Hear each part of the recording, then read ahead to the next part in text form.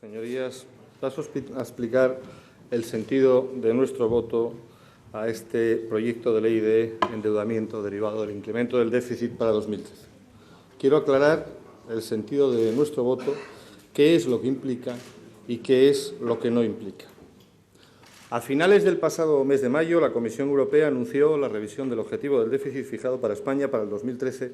que pasaba del 4,5 al 6,5 del PIB, de los cuales, en un posterior reparto efectuado por el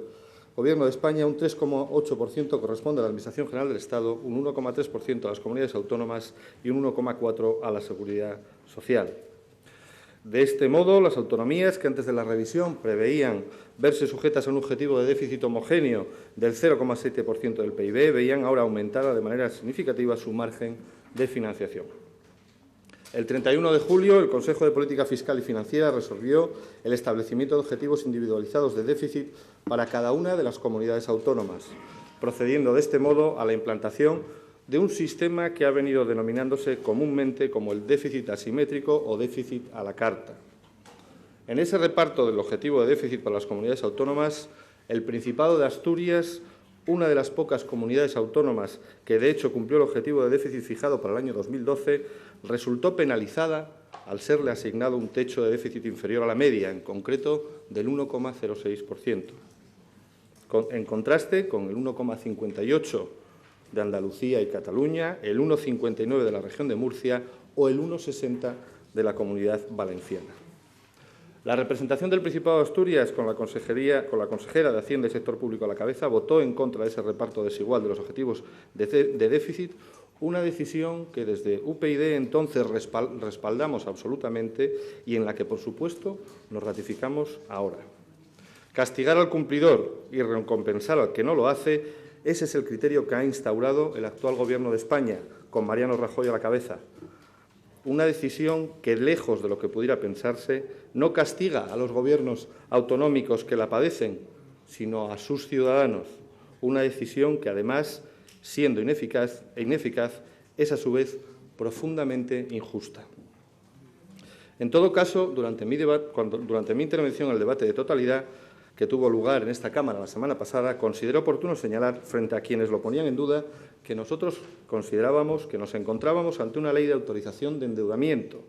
cuyo objeto única y exclusivamente consiste en autorizar al Consejo de Gobierno la posibilidad de concertar operaciones de crédito a largo plazo con la finalidad, en este caso, de conseguir recursos que excepcionalmente pueden ser destinados a garantizar la cobertura de servicios públicos fundamentales en consonancia con la disposición transitoria tercera de la Ley Orgánica de Estabilidad Presupuestaria.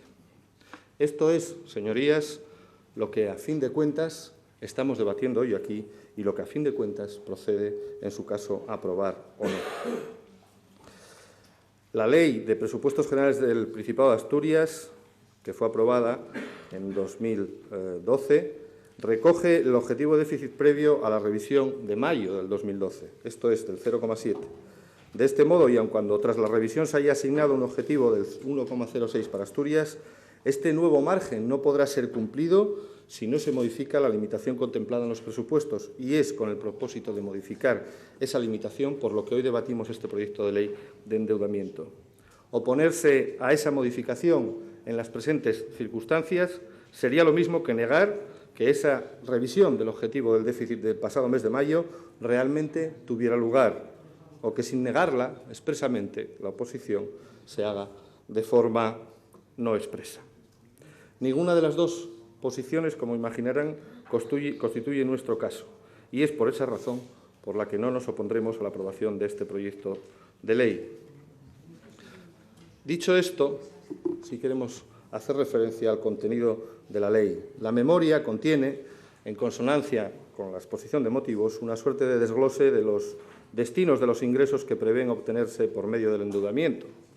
En ese sentido, y tal como expresamos durante la sesión de comparecencias previas a la tramitación de la ley, consideramos que las explicaciones que se nos han ofrecido respecto de los mismos no son lo suficientemente claras. Han faltado explicaciones en torno al destino de la financiación que pretende obtenerse con esta autorización de endeudamiento. Desconocemos, en definitiva, qué es lo que pretende cubrirse realmente con ella y si realmente resulta urgente las actuaciones que ahí se plantean. Y esta no es una cuestión menor. A simple vista y atendiendo al destino dispuesto por los fondos o manifestado en la propia memoria de ley respecto a los fondos, más parecería que el Consejo de Gobierno pretende destinar esta financiación a cubrir agujeros en la ejecución del presupuesto o a cubrir desviaciones de financiación que, aun sabiendo que se producirían, decidieron contemplarse en el presupuesto. Una situación que, de confirmarse y aun pudiendo ser legítima, pondría de manifiesto la existencia de unas deficiencias en la presupuestación de determinadas partidas, algunas tan importantes como la propia sanidad, que implicarían que los créditos presupuestados y reconocidos hasta la fecha serían insuficientes para garantizar la cobertura efectiva de los servicios públicos afectados. Y en esa circunstancia, como decía, desde luego sí constituiría, o constituye al menos para nuestro grupo, un motivo especial de preocupación que por el momento no consideramos que no ha quedado suficientemente despejado. En cualquier caso, y esto también es importante dejarlo claro, los destinos detallados en este desglose no son en ningún caso vinculantes por el carácter de esta ley y en tal sentido no pasan de ser una mera declaración de intenciones por parte del Consejo de Gobierno. Esto es precisamente uno de los aspectos a los que hacía referencia la enmienda a la totalidad que discutimos la semana pasada. Y no obstante, para nosotros, siendo cierto que esto es así, también lo es que no se requiere necesariamente que ese desglose forme parte del texto articulado, como ya explicamos en el debate de totalidad. Pero, en definitiva, porque entendemos que este mayor margen de financiación que Asturias obtuvo como consecuencia de la revisión del objetivo del déficit le corresponde en pleno derecho y le corresponde en pleno derecho a los asturianos, y no específicamente por los destinos que quieran darse a esta financiación. Y siendo así esta circunstancia, es en función de lo que hemos considerado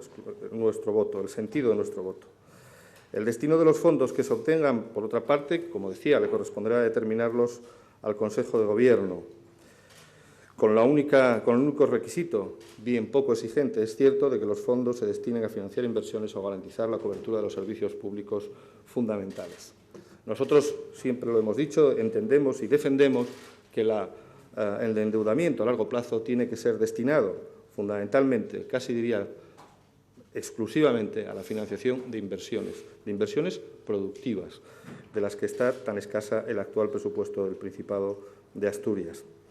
Pero pensando precisamente en esos destinos que se expresan en la memoria y que no sabemos si finalmente se concretarán, los destinos de los perceptores del salario social, pensando en las empresas forestales y en las, parece ser, pequeñas obras que se van a financiar, o pensando precisamente en la Universidad de Oviedo y las reparaciones que parece ser con estos fondos se van a cometer, es pensando precisamente en esos destinatarios, es en los que pensamos, orientamos también el sentido de nuestro voto. No obstante, la experiencia nos demuestra que uno no puede fiarse con la intensidad con la que se debiera de las intenciones o de los compromisos declarados por este Gobierno. Y por eso también les digo que nos mantendremos vigilantes, controlaremos el destino que se den a los fondos que se perciban como consecuencia de este endeudamiento que hoy autorizamos, simplemente por un ejercicio también de responsabilidad, de transparencia y de rendición de cuentas, que siempre hemos exigido y siempre exigiremos en la gestión de los fondos públicos, sea cual sea su origen y sea cual sea su destino.